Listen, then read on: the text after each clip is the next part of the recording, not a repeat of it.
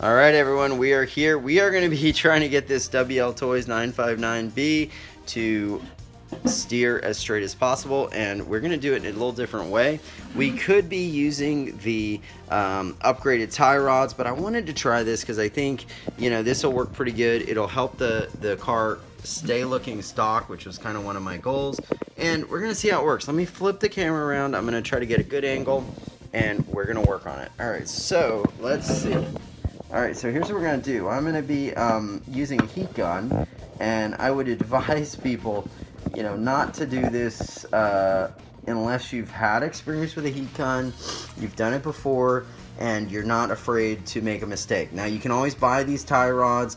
These are the ones here. I'll show you the two that are on the inside here that cause this thing to not steer as straight as possible because the wheels actually, one of them toes outward like this. So when it's towing outward, what you get is, you know, a wheel that goes out like that or like that, and then this thing doesn't go straight. So you want these wheels really straight. You can change that tie rod there, but we're gonna try with the heat gun. I'm using a Ryobi heat gun. I'll show you. I know it's a little annoying being upside down like that, so let me show you. I'm on the floor because it's cement. I don't want to burn. This is a Ryobi heat gun. It's got different settings in the back. The main thing here, though, is we want to get this as nice and straight as possible. Now, I've been kind of working on, I've been working on the tie rod a little bit, and one of the things that I want to do now is try it a little different, is heat up the whole steering area really carefully, not enough to melt it, and I'm going to set this thing at like 800 degrees or 500 degrees, which is one of the lowest settings. It's definitely hotter than a hairdryer. And I'm just heating up this assembly here. I'm really careful. I'm running it back and forth. It's definitely got, you know, some heat here. And then now I'm going to basically hold these wheels, sort of pushing them together inward, okay? And so I'm hoping that that little bitty bit of heat will actually melt some of this enough, or just soften it just enough, take a little bit of that outward toe and bring it in. So that's what we're doing. Very difficult procedure, but it's, you know, it's free and it's not going to cost you much. You could probably do it with a hairdryer, and you know, if you spend $60 on these cars, you don't want to spend a whole bunch more.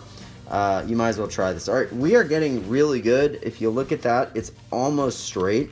I'm going to try one more time.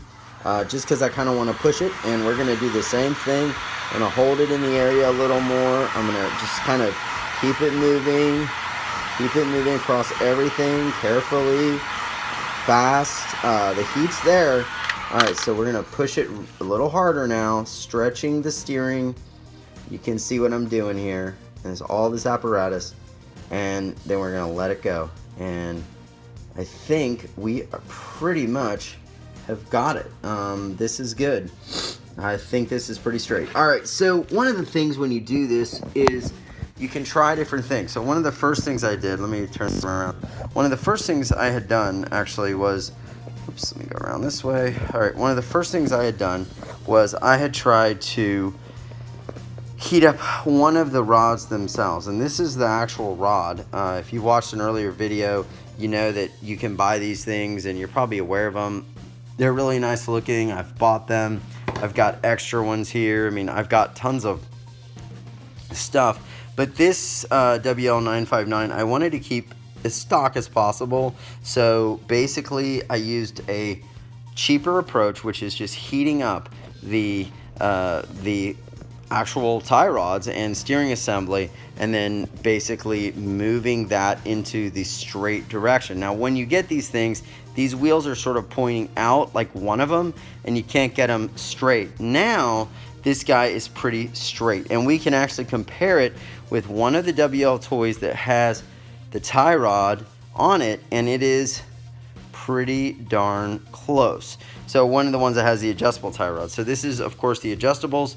This is the one that I've heated up and I've melted, and you can see they're pretty close. There might be a little here to work on, but at the same time, I think we're pretty darn close.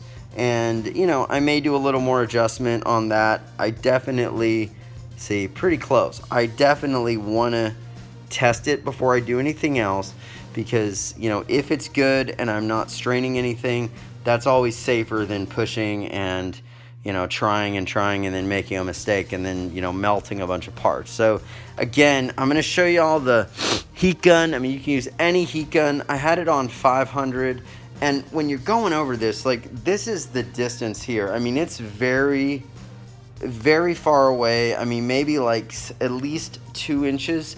And if you're not sure, I would start out really far away so you can see there. I mean, we're not going like this. This would melt it. You don't want to touch anything.